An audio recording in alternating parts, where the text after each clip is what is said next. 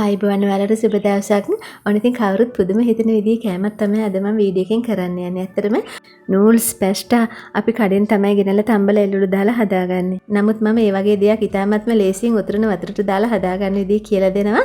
ඇත්තටම පාන් පිටි ග්‍රෑම් 250කින් 3 දෙනෙකුට විතර බඩ පිරෙන කන්න මේක හදාගන්න පුළුවන්. ඉතින් උතුරන වතුර ටිකකට පාන් පිටි වක් කරලා මේ විදිහට හදාගන්න පුළුවන්. ඒ වගේම තමයි ඊට පස්සේ මම මේක රසට නූඩ්ල්ස් එකක් පැස්ටා එකක් වගේ හදාගන්න විදිහත් ඔයාලට පෙන්නනවා. ඉතින් අපි යමු මේ අලුත් පැස්ටා එක එහෙම නැත්නම් අලුත් නූඩ්ල්ස් එක හදන විදිහ බලන්න. ඉතින් පාන් පිටි ග්‍රෑම් 250ක් මම අරගත්තා. ඒක ඉස්සෙල්ලම මම හලා ගන්නවා. මේ විදිහට හලාගෙන මම මේකට ලුණු තේ හැන්දක් එකතු කරගන්නවා. ඒ වගේම පොල් තෙල් මේස හැන්දකුත් එකතු කරගන්නවා. එකතු කරගෙන මේක ටිකක් කලවම් කරගන්න ඕනේ. දැන් ඔයාලා වතුර ටිකක් උතුරව ගන්න ඕනේ. ඉතින් වතුර ලිපක හරි ඔයාලා පහසු විදිහට වතුර උතුර ගන්න. මේක ලිපේම තියා ගන්න ඕනේ ටික ටික අපි දාලා මේක අනා ගන්නකම්. මොකද වතුර එක නිවා ගන්න බෑ. උතුරන වතුර දාලා තමයි මේ පිටි එක අනා ගන්න ඕනේ. ටික ටික දාලා හැන්දකින් මේ විදිහට කලවම් කරගන්න.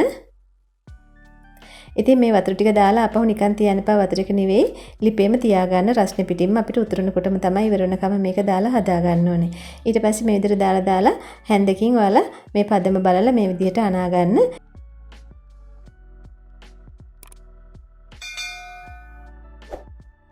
ඉතින් වතුර ප්‍රමාණය ඇති වුණාම ඔයාලට ටිකක් වෙලා යනකොට මේක අතින් අනා ගන්න පුළුවන්. ඉතින් අතින් හොඳට ගුලි කරලා මේ විදිහට හදා ගන්න. අතේ ඇලෙනවා වගේ නම් පොල් තෙල් ටිකක් අතට ගා ගන්න. ඉතින් මේ විදිහට අනලා හොඳ මෘදු පිටි බෝලයක් හදා ගන්න ඔයාලා.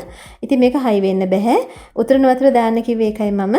නිවිච්ච වතුර දැම්ම නම් මේක හයිය බෝලයක් තමයි හැදෙන්නේ. ඉතින් මේ විදිහට හොඳ මෘදු පිටි බෝලයක් හදා ගන්න ඕනේ. ඔයාලට අතර තේරෙනවා මේක හරිම මෙලෙක්. ඊට පස්සේ ඔයාලා වතුරේ භාජනයක් ලිපේ තියා ගන්න ඕන. නැවත ටිකක් ලොකු එකක් කට ලොකු පළල් එකකට වතුර ටිකක් හොඳට උතුරව ගන්න ඕනේ. ඔයාලට non-stick pan එකක් හරි එහෙම නැත්නම් සාමාන්‍ය සාස් පානකට හරි කමන්නේ කට පළල් එකකට වතුර ටිකක් උතුරව ගන්න.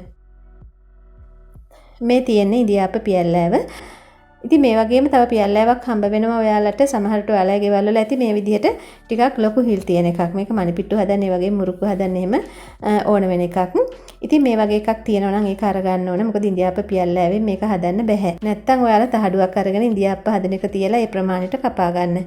කපලා මේ සයිස් එකට ටිකක් ලොකු හිල් විද ගන්න. ගොඩාක් ලොකු ඒවා නෙමෙයි ටිකක් ලොකු ඒවා. ඉතින් ඉන්දියාප්ප වංගෙඩියට මම මේක දාලා සෙට් කරගෙන පිටු ටිකක් දාගත්තා. ඉතින් ඔයාලා බලන්න මේක වැක් කරනවාද කියලා හොඳට තද නැතුව. ඉතින් ගොඩාක් තදයි වගේ නම් තව උතුරන වතුර ටිකකුයි පොල් තෙල් ටිකකුයි දාලා මේක මෙලෙක් වෙන්න අනා ගන්න. ගොඩාක් නෙමෙයි පොඩ්ඩක් දාලා නැවත ටිකක් මෙලෙක් කරගෙන ඉන්දියාප්ප වංගෙඩියට දාගන්න. දැන් ඔන්න මගේ වතුර එක හොඳට උතුරනවා. මම ඉන්දියාප්ප මිරිකනවා වගේ මේකට මේ වතුර එකට මේ පිටි මිරික ගන්නවා.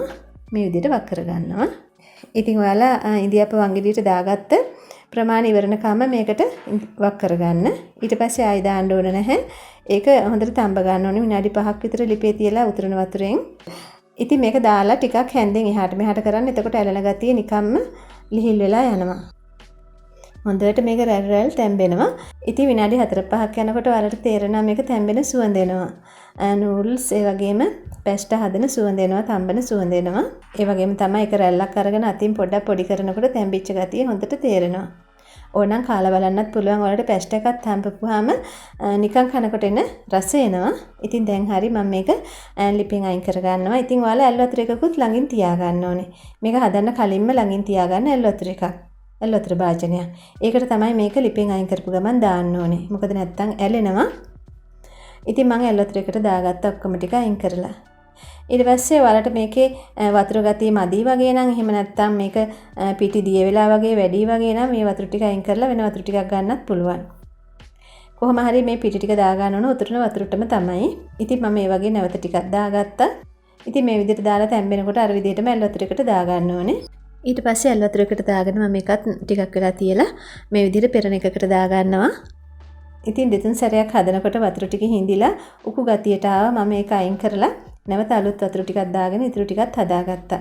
ඉතින් දැන් හරි ඔක්කොම ටික ඇල් වතුරට දාගෙන මම ඒකිනුත් අයින් කරගන්නවා. ඉතින් මේක දැන් ඔයාලට අල්ලලා බලන්න ටිකක් ඇලෙන ගතියක් ඒ වගේම පිටි අතේ ගෑවෙන සෙවල ගතියක් තියෙනවද කියලා. එහෙමනම් නැවත වතුර ටිකක් දාලා ආයෙ සෝද ගන්න වතුර ටිකක්. ඉතින් මම මේ විදිහට දවසටක් හොදගත්තා. සෝදගෙන හොඳට වතුර ටික බේරගෙන පැත්තකින් තියාගන්න. ඊට පස්සේ මම පෙන්නන්නම් ඔයාලට මේක රසටම හදාගන්න විදිය. ඉතින් ඔයාලට මේක නූඩ්ල්ස් එකක් පැස්ටා එකක් වගේ ඒ જાතිම දාලා හදාගන්න පුළුවන්. මෙතන මම තියනවා කපාගත්ත ලූණු, ඒ වගේම සුදු ලූණු, කරපිංචා, ඒ වගේම කැරට් ලීක්ස් ටිකක්, ඒ වගේම බිත්තර දෙකක් අරගෙනත් තියෙනවා. ඉතින් සුදු ලූණු ටිකක් හීනියටම කපා ගන්න මේ විදිහට සුදු ලූණු බික් 4-5ක් විතර ගන්න. රම්පේ කොලයකුත් මම තියනවා කපාගෙන. ඊට පස්සේ මම තාච්චියක් ලිපේ තියලා ඒකට තෙල් මේස් හැඳේ 4ක් විතර දාගත්තා. ඉතින් මේක හොඳට රත් වෙනකොට මම පුංචිට කපාගත්ත බීලුණු ගෙඩිය තමයි එකතු කළේ. ඒක හොඳට බැදීගෙන එනකොට කපාගත්ත සුදු ලුණු ටික එකතු කරගන්න ඕනේ. සුදු ලුණු ටික තලා ගන්නත් පුළුවන් ඔයාලට ඉඟුරුත් එක්ක. එහෙම නැත්නම් චූටියට කපාගත්තත් හරි. ඊට පස්සේ කරපිංච රම්පේ ටිකත් එකතු කළා මම.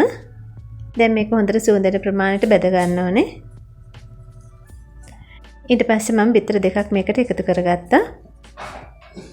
ඔයාලට තියෙන තඹපු මාස් ටිකක්, මාළු ටිකක්, සැමන් ටිකක් මේකට එකතු කරගන්නත් පුළුවන්.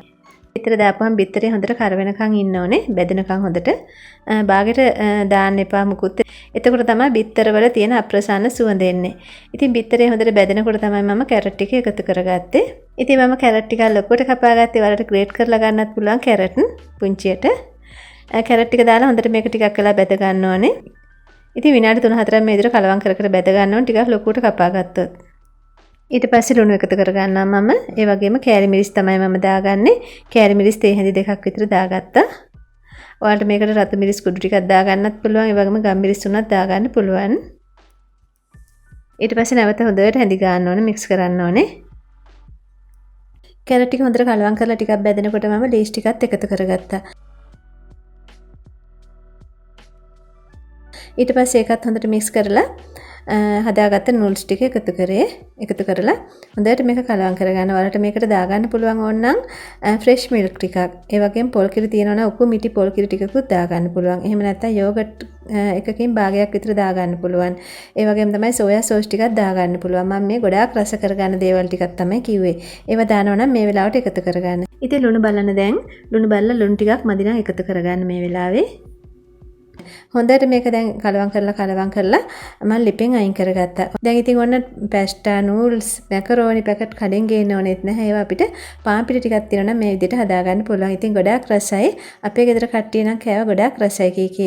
ඉතින් ඔයාලට මේක නිකන් කන්නත් පුළුවන්. හරිම රසයි. එහෙම නැත්නම් ඔයාලට මේක අලහොද්දක් එක්ක, එහෙම නැත්නම් මිරිසෙට යපු මස් මාළු එක්ක ඕනම එකක් එක්ක රසයි. ඉතින් ඔයාලත් හදලා බලන්න. කඩෙන් කෑම කනවා වෙනකොට ලාභදායීව අපිට ගෙදර හදාගන්න පුළුවන් රසවත් කෑමක්. ඉතින් මගේ වීඩියෝ එක වෙනද වගේම හොඳයි නම් බලලා ලයික් එකක් දාලා අදහසක් ලියන්න. ඒ වගේම සබ්ස්ක්‍රයිබ් කරලා නැති එකෙන් නම් සබ්ස්ක්‍රයිබ් එකකුත් දාලා එකතු වෙන්න. ගිහින් එන්නම් සුබ දවසක් නිරෝගී දිව්‍යක් වල සියලුම දෙනාට.